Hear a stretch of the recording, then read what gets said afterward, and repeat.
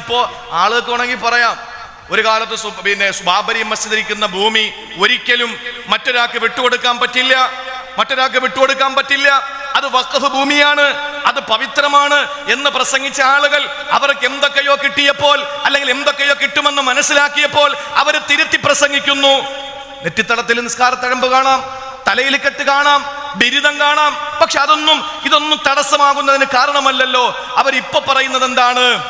ബാബരി മസ്ജിദ് അങ്ങ് മറന്നൂടെ, അറബികളൊക്കെ ഈത്തപ്പഴം പറക്കി നടന്നവരല്ലേ എന്നൊക്കെ പറഞ്ഞിട്ട് ആക്ഷേപിക്കുമ്പോ എന്റെ പ്രിയപ്പെട്ടവരെ സങ്കടം തോന്നിപ്പോവാണ്. ഞാൻ എല്ലാവരുടെയും ശത്രുവാൻ, എനിക്ക് നന്നായിട്ടറിയാം. പക്ഷെ ഞാൻ പറയുന്നു, ആത്മാർത്ഥമായി, നിഷ്കളങ്കമായി, നിസ്വാർത്ഥമായി നമുക്കൊരു അഭിപ്രായം പറയാം. നിലപാട് വേണം, നിലപാട്. ഒരിക്കൽ ചക്കാന്ന് പറഞ്ഞിട്ട് പിറ്റേന്ന് മാങ്ങാന്ന് പറയരുത്, ഒരിക്കൽ മാങ്ങാന്ന് പറഞ്ഞിട്ട് പിറ്റുന്നത് തേങ്ങാന്ന് പറയരുത്. അത് തേങ്ങ തന്നെ, അത് മാങ്ങ തന്നെ. നിലപാട് വേണം.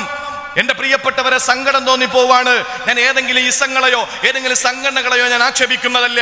ഞാൻ പറയുന്നത് ബാബരി മസ്ജിദ് ഒരു വിശ്വാസിയുടെ ഹൃത്തടങ്ങളിൽ ബാബരി മസ്ജിദ് എന്നും ബാബരി മസ്ജിദ് തന്നെയാണ്. ഇവിടെ ഓരോ ആളുകൾ പറഞ്ഞിട്ടുണ്ട്, ഞങ്ങളാ പൊളിച്ചത്, ഞങ്ങൾ ഉണർന്നപ്പോ അത് പൊളിഞ്ഞു വീണു എന്ന് പറഞ്ഞു. ഞങ്ങൾ പറയാണ്, ഞങ്ങൾ ഉണർന്നപ്പോൾ ഇവിടെ കലാപം ഉണ്ടായില്ല. ഇപ്പൊ സുപ്രീം കോടതിയുടെ വിധി വന്നു. നിങ്ങളൊന്ന് ആലോചിച്ച് നോക്ക് സഹോദരങ്ങളെ. വാൽമീകി മഹർഷി രാമനെ ദൈവത്തിന്റെ അവതാരമായി എഴുതുമ്പോൾ ആ വാൽമീകി മഹർഷി പറഞ്ഞില്ല രാമൻ ജനിച്ചത് ഈ ബാബരി മസ്ജിദ് എന്ന സ്ഥലത്താണ് എന്ന് പറഞ്ഞില്ല. എന്തുകൊണ്ട് പറഞ്ഞില്ല? അയോധ്യയിലെ ദശരഥ രാജാവിന്റെ കൊട്ടാരത്തിലാണ് ഈ പറയുന്ന രാമൻ ജനിച്ചു എന്നാണ് വാൽമീകി മഹർഷി എഴുതിയത്. അതിനുശേഷം നിങ്ങൾ മനസ്സിലാക്കണം എന്റെ പ്രിയപ്പെട്ടവരെ, രാമചരിതമാനസത്തിലൂടെ രാമനെ ജനകീയമാക്കിയ കവി തുളസീദാസ് പറഞ്ഞില്ല ബാബരി മസ്ജിദ് എന്ന സ്ഥലത്താണ് ഇന്നിപ്പോ രാമൻ ജനിച്ചതെന്ന് പറഞ്ഞില്ല. അതിനുശേഷം ബാബരി മസ്ജിദ് 1528 തോന്നുന്നു, എന്റെ ഓർമ്മ ശരിയാണെങ്കിൽ. ബാബരി മസ്ജിദ് നിർമ്മിക്കപ്പെടുമ്പോൾ അന്നുള്ള ആരും പറഞ്ഞില്ല ഇത് രാമന്റെ ജന്മസ്ഥലമാണ് എന്ന് പറഞ്ഞില്ല. എന്തിനേറെ എന്റെ പ്രിയപ്പെട്ട സഹോദരങ്ങളെ, ഇവിടെ ഒരുപാട് മഹത്തുക്കളായി നാം കാണുന്ന ഏതെങ്കിലും ഹിന്ദു സന്യാസിമാരോ പൂജാരിമാരോ പറഞ്ഞില്ല ബാബരി മസ്ജിദ് നിൽക്കുന്നത് രാമജന്മഭൂമിയിലാണ് എന്ന്. പിന്നെ ഇതാരാ പറഞ്ഞത്? ഇന്ന് തിരിച്ചറിയാതെ പോയൊരു കാര്യമുണ്ട്. എന്താണെന്നറിയോ? ഈ വിത്ത് ഇവിടെ പാകിയത് ബ്രിട്ടീഷുകാരാണ്. ഇവിടെ വിത്ത് പാകിയിട്ട് മുസ്ലിമിനും ഹിന്ദുവും ഐക്യപ്പെട്ട് കഴിയുന്നത് കണ്ടപ്പോ സഹിക്കാൻ കഴിയാത്ത വെള്ളക്കാരനാണ് ഇവിടെ ആ വിത്ത് പാകിയിട്ട് പോയത്. അതിന് എല്ലാ പിൻബലവും നൽകി അത് അണ്ണാക്ക് തൊടാതെ വിഴുങ്ങിയത് ആലപ്പുഴ ജില്ലക്കാരനായ KK നായർ എന്ന് പറയുന്നയാള്. എന്താണ് KK നായർ? നമ്മൾ മനസ്സിലാക്കണം, ഇവിടത്തെ നമ്മളെക്കാളും വേദന ഹിന്ദുക്കൾക്കാ സഹോദരങ്ങളെ. നമ്മളെക്കാളും വേദന ഹിന്ദുക്കൾ പറയാൻ പാവപ്പെട്ട മുസ്ലിങ്ങൾ ഇത്രയും കണ്ടോ? ഏതെങ്കിലും ഒരു പള്ളിമുറ്റത്ത്, ഏതെങ്കിലും ഒരു അമ്പലമുറ്റത്ത്, ഏതെങ്കിലും ഒരു ഹർത്താലിന് പെട്ടിക്കടയിലെ നാരങ്ങ മുട്ടായി ചവിട്ടി പൊട്ടിച്ചോ ഇവിടുത്തെ മുസ്ലിമീങ്ങൾ ബാബരി മസ്ജിദിന്റെ വിധിക്ക്? നിങ്ങൾ ആലോചിച്ച് നോക്ക്, എന്തൊരു വിധിയാണ് പറഞ്ഞത്. എല്ലാം നിങ്ങൾക്കാണ്, അത് ചെയ്തവർ തെറ്റാണ്. ബാബരി മസ്ജിദ് പൊളിച്ചവർക്കെതിരെ ക്രിമിനൽ കേസ്, ബാബരി മസ്ജിദ് പൊളിച്ചത് മോശമായി പോയി എന്നൊക്കെ പറഞ്ഞ് അത് തെറ്റാണ്, നിങ്ങൾക്ക് കിട്ടേണ്ടതാണ് എന്നൊക്കെ പറഞ്ഞ് ഭൂഗർഭ ശാസ്ത്രജ്ഞന്മാര്, അവരെ ജിയോളജി വകുപ്പ് എല്ലാവരും ഏതെങ്കിലും കഴിവില്ലാത്തത് കൊണ്ടാണോ? നന്നായിട്ട് 1-ാം തരം ബീഫും മട്ടനും കഴിക്കുന്ന മുസ്ലിമിനും മരിച്ചാലും പിഴച്ചാലും സ്വർഗമുണ്ടെന്ന് പ്രതീക്ഷിക്കുന്നവന് ഇവിടെ കലാപം ഉണ്ടാക്കാറുണ്ട്. AP സമസ്തയുണ്ട്, EK സമസ്തയുണ്ട്, ദക്ഷിണയുണ്ട്, സംസ്ഥാനമുണ്ട്. എന്നാ പിന്നെ അതല്ലാത്ത മുജാഹിദ് പ്രസ്ഥാനങ്ങൾ, ജമാഅത്ത് ഇസ്ലാമിയുണ്ട്, അതുപോലെ തന്നെ തബ്ലീഗ് പ്രസ്ഥാനമുണ്ട്. കേരളത്തിൽ ഒരുപാട് പ്രസ്ഥാനങ്ങളുണ്ട്. ഈ പ്രസ്ഥാനങ്ങളിൽ ഏതെങ്കിലും ഒരു പ്രസ്ഥാനത്തിന്റെ ഓഫീസിനകത്ത് ഇരുന്നിട്ട് ഏതെങ്കിലും ഒരു പ്രസിഡന്റോ സെക്രട്ടറിയോ തങ്ങളുടെ അനുയായികളെ കൊണ്ട് നിങ്ങൾ കലാപം ഉണ്ടാക്കണമെന്ന് പറഞ്ഞിട്ടുണ്ടോ? ഇല്ല. ജനാധിപത്യ രീതിയിൽ മതേതര രാജ്യത്ത് ഞങ്ങൾക്ക് അവകാശപ്പെട്ടത് വേണമെന്ന് പറയാൻ ഇപ്പോഴും ആളുകൾ സങ്കടത്തോടുകൂടി സ്വന്തം കീശയിലെ കാശ് മുടക്കിയിട്ട് വെള്ളവും ഭക്ഷണവും കഴിക്കാതെ ഉറങ്ങാതെ ഡൽഹിയിൽ കയറി ഇറങ്ങി നടക്കുകയാണ്.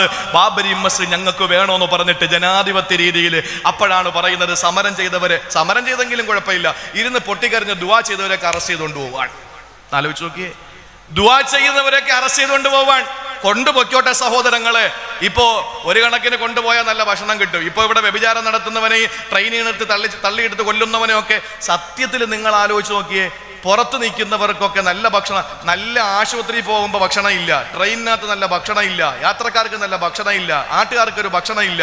ഇവിടെ 10 വ്യഭിചാരം നടത്തിയിട്ട് 11ാമത് വ്യഭിചാരം നടത്തിയിട്ട് ബലാത്സംഗം ചെയ്തിട്ട് ആ പെണ്ണിനെ കുത്തിക്കൊന്ന അവന് നല്ല മട്ടനും ചിക്കനും നല്ല ഭക്ഷണവും. ജയിലിൽ പോകുമ്പോൾ ഈർക്കിലിണക്ക് പോകും, തിരിച്ചു വരുമ്പോഴും നല്ല ആചാനബാഹുവായിട്ട് വരുന്നു. ആചാനബാഹുവായിട്ട് അകത്തു പോയി തിരിച്ച് മെലിഞ്ഞു വന്ന ഒരേ ഒരാളെ ഇന്ത്യയുടെ ചരിത്രത്തിലുള്ളൂ, അത് അബ്ദുൽ നാസർ മഅദനി ഉസ്താദാ. ബാക്കിയുള്ള കാരണം അദ്ദേഹം നിരപരാധിയാണ്. ഇവിടുത്തെ അപരാധികളൊക്കെ മെലിഞ്ഞു പോകും, തടിച്ചു കൊഴുത്തു വരുന്നു. നിരപരാധിയായ ഉസ്താദ് തടിച്ചു കൊഴുത്തു പോയി മെലിഞ്ഞുടങ്ങി തിരിച്ചു വന്നു. ഒന്ന് ചിന്തിച്ചു നോക്ക് എൻ്റെ സഹോദരങ്ങളെ. ഇപ്പോഴും ഞാൻ പറയാണ്, ബാബരി മസ്ജിദ് നിന്നിടം ഒരിക്കലും രാമജന്മ ഭൂമിയല്ല. ഒരു സംഹിതകളിലും അങ്ങനെയില്ല. അത് നമുക്ക് തിരിച്ച് കിട്ടിയേ മതിയാവൂ. അത് തന്നേ പറ്റൂ. ജനാധിപത്യ രീതിയിൽ നമ്മൾ സമരം ചെയ്ത് പ്രാർത്ഥിച്ച് നിങ്ങളോട് കടപ്പെട്ട് യാചിച്ച് ഞങ്ങൾ ചോദിക്കുന്നു, ആ പള്ളി നമുക്ക് വേണം.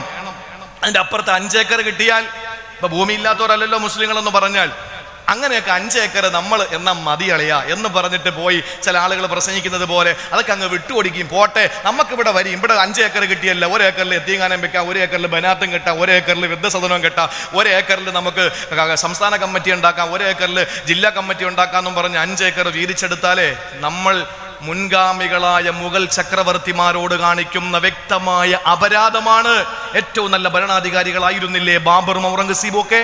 ഈ ബാബർ ചക്രവർത്തി അന്ന് അക്രമം കാണിച്ചു എന്നല്ലേ അതിനർത്ഥം നമ്മൾ പറയുന്നത്?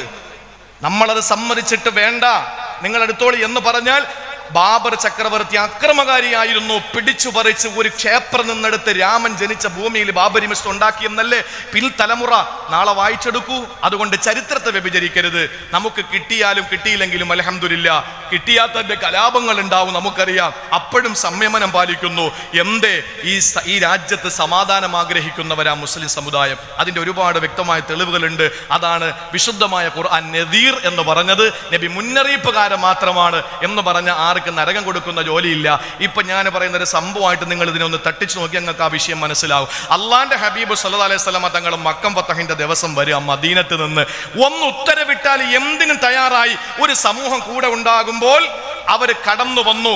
ആ സമയത്ത് ഞാൻ അവസാനിപ്പിക്കാം.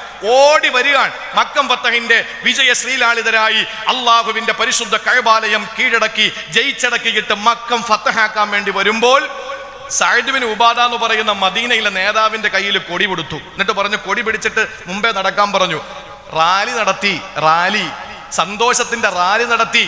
അങ്ങനെ റാലി നടത്തി വരുമ്പോഴാണ് വഴിയിൽ വെച്ച് അബൂ സുഫിയാനെ കണ്ടു. അപ്പൊ അബൂ സുഫിയാൻ ബദർ യുദ്ധത്തിൽ വെച്ച് സഅദ് ബിൻ ഉബാദയെ നന്നായിട്ട് ഒന്ന് കിണ്ടിയ ആളാ. അപ്പൊ അതുകൊണ്ട് തന്നെ കണ്ടു കിട്ടിയപ്പോ ഇപ്പൊ നമുക്ക് അധികാരം കിട്ടിയിരിക്കുകയാണല്ലോ, എന്ത് നമുക്ക് ആവാമല്ലോ, എല്ലാം നമ്മുടെ കയ്യിലാണല്ലോ. ചിലർ പറയും പോലെ സുപ്രീം കോടതി നമുക്ക്, ഹൈക്കോടതി നമുക്ക്, ഭൂരിപക്ഷം നമുക്ക്, അതുപോലെ തന്നെ ലോക്സഭ നമുക്ക്. നബിയേ, എന്റെ പേര് ഉമ്മു ഹക്കീമാണ്. അള്ളാന്റെ ഹബീബെ എല്ലാവർക്കും മാപ്പ് കൊടുത്തല്ലോ. അബൂജഹലിന്റെ മകൻ ഇക്രിമയ്ക്കും മാപ്പുണ്ടോ? നബി സല്ലല്ലാഹു അലൈഹി വസല്ലമ തങ്ങൾ പറഞ്ഞു, ഉണ്ട്. ഇന്ന് ഇക്രിമയ്ക്കും മാപ്പാണ്.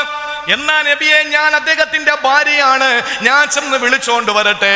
റസൂൽ സല്ലല്ലാഹു അലൈഹി വസല്ലം ചോദിച്ചു, ഉമ്മു ഹക്കീമേ, ഇപ്പൊ എവിടെയാണ് അബൂജഹലിന്റെ മോൻ ഇക്രിമ? യമനിലേക്ക് നാട് വിട്ടുപോകാൻ തിഹാമ കടപ്പുറത്ത് കപ്പൽ കാത്തു നിൽക്കുന്നു. നബിയെ, അങ്ങ് ഉപദ്രവിക്കും, അങ്ങയുടെ കുട്ടികൾ ഉപദ്രവിക്കുമെന്ന് പേടിച്ചിട്ട് പോയതാ. ഞാൻ മുസ്ലിമാണ്, എന്റെ ഭർത്താവ് മുസ്ലിം അല്ല, അദ്ദേഹത്തിന് മാപ്പ് കൊടുക്കണം ഹബീബെ എന്ന് പറഞ്ഞപ്പോ ഓടി ചെന്ന് വിളിക്കാൻ പറഞ്ഞു. അങ്ങനെ ഓടി ഉമ്മു ഹക്കീം തിഹാമ കടപ്പുറത്തെത്തി. അപ്പൊ അവിടെ മറ്റൊരു സംഭവം നടക്കുകയാണ്. സഹോദരങ്ങളെ, കപ്പല് പോകാനെടുത്തപ്പോ യമനിലേക്ക് കപ്പല് കാറ്റും കോളം നിറഞ്ഞ വെള്ളത്തിന്റെ മുകളിലൂടെയുള്ള യാത്രയാണ്.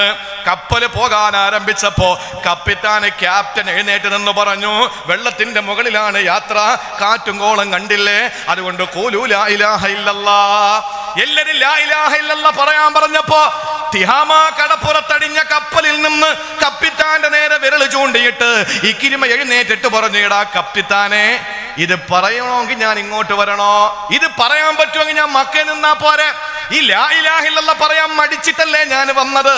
ഇത് പറഞ്ഞാൽ എനിക്ക് അവിടുത്തെ പ്രശ്നം തീരൂലേ എന്ന് പറഞ്ഞപ്പോ പറഞ്ഞു, മോനെ, അത് പറഞ്ഞില്ലെങ്കിൽ വണ്ടി വിടൂല. ആ സമയത്ത് കപ്പിത്താന്റെ മുമ്പിൽ നിന്ന് കപ്പലിൽ നിന്ന് എടുത്തു ചാടി ഇക്രിമ. അപ്പോഴാണ് ഉമ്മു ഹക്കീം ഓടി വന്ന് കെട്ടിപ്പിടിച്ചു. അള്ളാഹു ഹിദായത്തിന്റെ വെളിച്ചം കൊടുക്കുന്ന വഴി എങ്ങനെയാണ്? കപ്പലങ്ങ് വിട്ടിരുന്നെങ്കിൽ പോണെങ്കിൽ പോട്ടെ, വെള്ളത്തിന്റെ മുകളിലല്ലേ, ഞാൻ അതൊന്നും പറയുന്നില്ല എന്ന് പറഞ്ഞിട്ട് ഉള്ളിൽ ഒന്ന് ഒതുക്കി വെച്ചിട്ട് നിഫാക്ക് കാണിച്ച് ഉറക്കെ ലാ ഇലാഹ ഇല്ലല്ലാഹ് പറഞ്ഞ് കപ്പൽ വിട്ടനെ ഏതോ ഒരു ലോകത്ത് പോയി ചത്തുപോയേനെ. പക്ഷേ അല്ലാഹു ഹിദായത്ത് കൊടുക്കാൻ ഉദ്ദേശിച്ചു. ആ മനുഷ്യന് പുറത്തിറങ്ങി ഭാര്യയുടെ കൈ പിടിച്ചു, സ്നേഹമാശ്ലേഷിച്ചു. ആ സമയത്ത് പറഞ്ഞു, പ്രിയപ്പെട്ടവനെ, ഹബീബ് വിളിക്കുകയാണ് സല്ലല്ലാഹു അലൈഹി വസല്ലം, നിങ്ങൾക്ക് മാപ്പ് തരുന്നു, പറ്റിക്കരുത്, ഒറ്റുകൊടുക്കരുത്. ഇല്ല, നിങ്ങൾ എൻ്റെ കൽബിന്റെ രാജാവാണ്, എൻ്റെ ഹൃദയത്തിന്റെ തുടിപ്പാണ്, എൻ്റെ കണ്ണിലെ കൃഷ്ണമണിയാണ്, എൻ്റെ പ്രിയപ്പെട്ടവനല്ലേ, നിങ്ങൾ എൻ്റെ രാത്രിയെ ധന്യമാക്കിയവനല്ലേ, എൻ്റെ മാറിടത്തിന്റെ സുഗന്ധമേറ്റുവാങ്ങിയവനല്ലേ, അതുകൊണ്ട് പോകാം, ഞാൻ ഒറ്റുകൊടുക്കൂല. വഴിയിൽ ഒന്ന് തങ്ങി. അന്ന് രാത്രി തന്റെ പ്രിയപ്പെട്ട ഭാര്യയുടെ കൈ പിടിച്ചു, തന്റെ ശരീരത്തിന്റെ ദാഹപൂർത്തീകരണത്തിന്. ആ സമയത്ത് ഉമ്മു ഹക്കീമ പറഞ്ഞു, നോനോ, പറ്റൂല, ഞാൻ മുസ്ലിമാണ്, നിങ്ങൾ മുശ്രിക്കാണ്, എന്റെ ശരീരത്തെ തൊടാൻ നിങ്ങൾക്ക് പറ്റൂലെന്ന് പറഞ്ഞപ്പോ ആ സമയത്ത് പറയുന്നു, എന്തോ അത്ഭുതമല്ലേ ഇത്, കാരണം ഒരു ഭർത്താവായ ഞാൻ എൻ്റെ ഭാര്യയായ നിന്റെ ശരീരത്തെ തൊടാൻ തടസ്സം നിൽക്കുന്ന ഇസ്ലാം വലിയ സംഭവം തന്നെയാണ്. ഇന്നിപ്പോ അങ്ങനാണോ? ദീനെന്ത്, അല്ല എന്ത്, നബി എന്ത്, തട്ടോ എന്ത്, നിസ്കാരത്തഴമ്പെന്ത്, ഒന്നുമില്ല, ഓടുകയാണ്. മുസ്ലിമത്തായ ഉമ്മു ഹക്കീം ശരീരത്ത് തൊടാൻ അനുവദിച്ചില്ല. അവസാനം പറഞ്ഞു, നമുക്ക് അവിടെ പോകാൻ തീരുമാനിക്കാം. തിരികെ വന്നിട്ട് അള്ളാന്റെ ഹബീബിനെ ജിബ്രീൽ എത്തിച്ചു കൊടുത്തു. ഇതാ വരുന്നു ഇക്രിമ. ഉടനെ ഹബീബ് സല്ലല്ലാഹു അലൈഹി വസല്ലം സഹാബത്തിനോട് പറഞ്ഞു, സഹാബാ, ഇക്രിമ വരികയാണ്. ഉമർ വാള് വലിച്ചൂരി. അലി റളിയല്ലാഹു അൻഹു ദുൽഫുഖാർ എടുത്തു, കയ്യിൽ പിടിച്ചിരിക്കുകയാണ്. ഗഡ്ഗമിൻ ഇങ്ങനെ ഇരുന്ന് മിനുങ്ങുകയാണ്, തിളങ്ങുകയാണ്. ആ സമയത്ത് ഹബീബ് പറഞ്ഞു, വെക്ക് ഉമറേ, വെക്കലിയേ വാള്. അദ്ദേഹം വരുന്ന മുസ്ലിമായിട്ടാണ്. സുബ്ഹാനല്ലാഹ്, എങ്ങനെ അറിഞ്ഞു ഹബീബ് സല്ലല്ലാഹു അലൈഹി വസല്ലം? അടുത്തെത്തിയിട്ട് ചോദിച്ചു, മുഹമ്മദേ സല്ലല്ലാഹു അലൈഹി വസല്ലം. ആ സമയത്ത് നബി തങ്ങൾ പ്രത്യേക സഹാബത്തിനോട് പറഞ്ഞു, ഇക്രിമ വന്നാൽ അവന്റെ വാപ്പ അബൂജഹലിനെ ആരും ചീത്ത പറയല്ലേ, പോണത് പോട്ടെ. സ്നേഹത്തോടെ, സ്നേഹവസന്തത്തിന്റെ പ്രതീകത്തിന്റെ പ്രോജ്വല നാമമാണ് മുഹമ്മദ് മുസ്തഫ സല്ലല്ലാഹു അലൈഹി വസല്ലമ. തങ്ങൾ പറഞ്ഞു മുസ്ലിമായിട്ട് വരുന്നു. വന്നിട്ട് ചോദിച്ചു, എന്താ അങ്ങ് പറയുന്നത്? ഞാൻ പറയുന്നത് അള്ളാഹുവിനെ പറ്റിയാണ്. ഏകനാണവൻ. മനുഷ്യബുദ്ധിയെ പരസ്യമാകട്ടെ അവഹേളിക്കുന്ന ശിലാവിഗ്രഹങ്ങളുടെ മേൽ കൈകൂപ്പരുത്. ഞാൻ റസൂലാണ്, ഞാൻ മനുഷ്യനാണ്, അടിമയാണ്, റസൂലാണ്, ഹബീബാണ്, ഖലീലാണ് എന്ന് പറഞ്ഞു കൊടുത്തപ്പോ പിന്നെന്താ നിങ്ങൾ പറയുന്നത്? നിസ്കരിക്കണം, നോമ്പൊടിക്കണം, സക്കാത്ത് കൊടുക്കണം, പലിശ വാങ്ങരുത്, കള്ളു കുടിക്കരുത്. ആ കൈയൊന്ന് നീട്ടുവോ? ഇക്രിമ കൈ നീട്ടി. അള്ളാന്റെ ഹബീബിന്റെ റിസാലത്തിന്റെ 2 കൈ നീട്ടിക്കൊടുത്തു. അത് ചേർത്ത് പിടിച്ച് നെഞ്ചത്തേക്ക് വെച്ചിട്ട് അശ്ഹദു അല്ലാ ഇലാഹ ഇല്ലല്ലാഹ് വ അന്നക റസൂലുള്ളാഹ്, ഇസ്ലാമിലോട്ട് കടന്നു വന്നു. ഇന്നും എത്ര ഹദീസ് കാണാം. അൻ ഇക്രിമ റളിയല്ലാഹു റിപ്പോർട്ട് ചെയ്ത ഹദീസുകൾ എത്ര ഉണ്ട്? ഒന്ന് ചിന്തിച്ചു നോക്ക് സഹോദരങ്ങളെ. നബിതങ്ങൾ നരകം കൊടുക്കണമെങ്കിൽ ഇക്രിമയ്ക്ക് കൊടുക്കണം. അത്ര ഉപദ്രവിച്ചവനാണ്, അത്രയും ഒരുപാട് പീഡിപ്പിച്ചവനാണ്. ഇല്ല, മാപ്പ് കൊടുത്തു. അതാണ് ബാബരി മസ്ജിദിന്റെ വിധിയിൽ സുപ്രീം കോടതിയുടെ, മഹാന്മാരായ സുപ്രീം കോടതിയിലെ ജഡ്ജിമാരുടെ മഹത്തായ വിധിയിൽ മുസ്ലിം സമുദായത്തിന് പറയാനുള്ളത്, ഞങ്ങൾ ക്ഷമിക്കുന്നു, ഞങ്ങൾ രാജ്യത്ത് സമാധാനം ആഗ്രഹിക്കുന്നു. ആ പള്ളി എന്ന് പറയുന്നത് തന്നെ സമാധാനത്തിന്റെ ഗേഹമാണ്. ആ സമാധാനത്തിന്റെ ഗേഹത്തിന് വേണ്ടിയിട്ട് നമ്മൾ അടിപിടി കൂടുന്നത് ശരിയല്ല. അതുകൊണ്ടാണ്. പക്ഷെ നമുക്ക് കിട്ടിയേ പറ്റൂ, നീതി നടപ്പിലായേ പറ്റൂ. അതിൽ യാതൊരു വിട്ടുവീഴ്ചയ്ക്കും 5 ഏക്കറും വേണ്ട, 1/2 ഏക്കറും വേണ്ട. ആ പള്ളി നിന്ന സ്ഥലത്ത് അതുപോലത്തെ ഒരു പള്ളി വെച്ച് തരേണ്ട, പള്ളി വെക്കാൻ അനുവാദം തന്നാലും മതി. ഇവിടെ എത്ര പള്ളി വയ്ക്കുന്നത്? അറബികൾ എത്ര ഉള്ളത്? പാവപ്പെട്ട യൂസുഫലി എത്ര ക്ഷേത്രം വെച്ചുകൊടുക്കുന്നു? ഒരു യൂസുഫലി വിചാരിച്ച ബാബരി മസ്ജിദ് വയ്ക്കാൻ പറ്റൂലേ? എന്തിന്? എറണാകുളം ജില്ലയിലെ ഒരു വഴിയോര കച്ചവടക്കാരന്റെ അവന് കിട്ടുന്നതിൽ ഒരു നാണയം വിട്ട് ചെറിയ ടെന്നിലിട്ട് സൂക്ഷിച്ചാൽ ഒരു പള്ളി വെക്കാൻ കിട്ടൂലേ? അതിന് നിങ്ങൾ അനുവാദം തന്നാൽ മതി. നീതി നിങ്ങൾ നടപ്പിലാക്കുക. നമുക്ക് 5 ഏക്കറും വേണ്ട, ഒന്നും വേണ്ട എൻ്റെ പ്രിയപ്പെട്ട സഹോദരങ്ങളെ. അതുകൊണ്ട് മനസ്സിലാക്കി, അള്ളാഹു മനസ്സിലാക്കാൻ നമുക്ക് തൗഫീക്ക് നൽകി അനുഗ്രഹിക്കും.